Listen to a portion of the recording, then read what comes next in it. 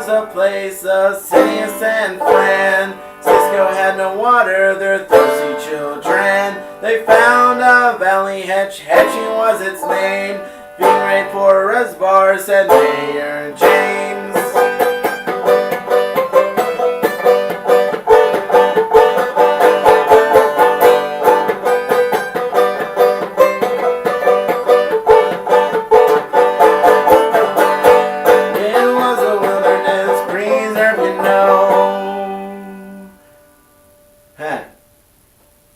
The Secretary of Interior said no, but an earthquake struck and public sympathies.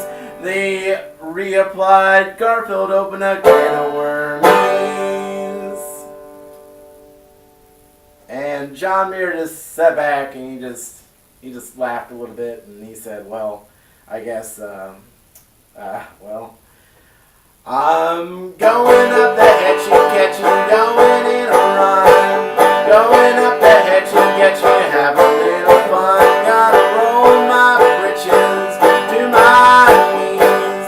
Wait, oh, Hetchy Hetchy, whenever I please.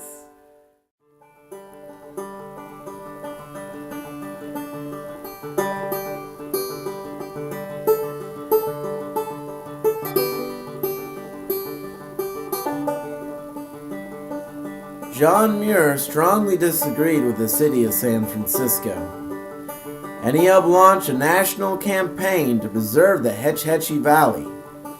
The issue of use versus preservation was about to receive its first national audience. Back at the White House, Roosevelt was caught up in an awkward situation.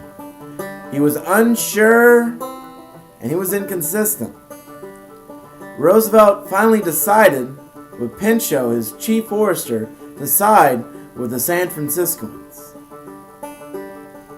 In the spring of 1908, San Francisco received a permit to begin the development of the Hetch Hetchy Reservoir.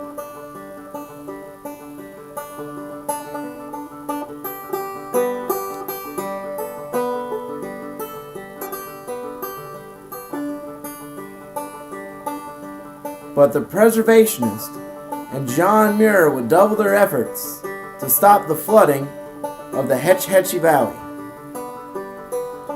On June the 25th, 1913, the House Committee on Public Lands opened their hearing of the Hetch Hetchy Valley issue. Enter William Kent.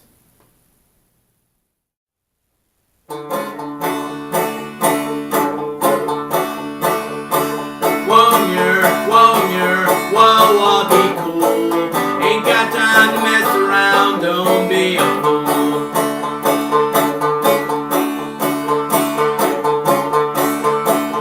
Pacific Gas and Electric companies try to make a monopoly out of California.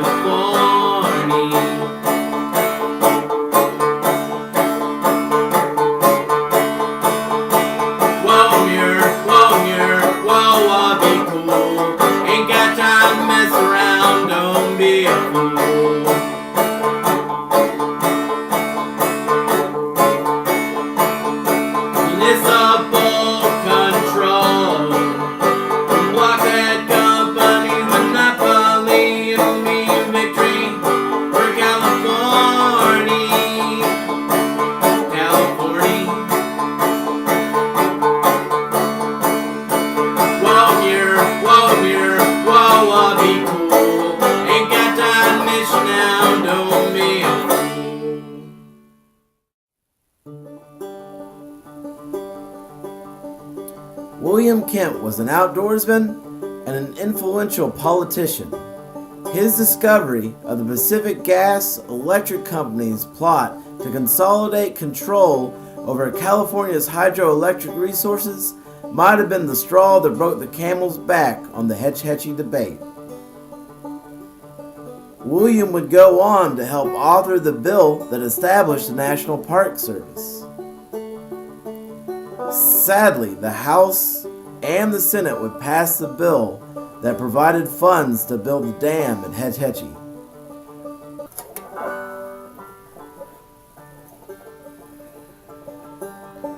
On December the 19th, 1913, President Woodrow Wilson would sign the bill into law. The preservationists had come up short, and the valley's floor has been flooded. But in hindsight, the fight over the Hetch Hetchy gained much ground for the wilderness preservation movement. John Muir, although in a state of deep rejection, uplifted his friends by saying,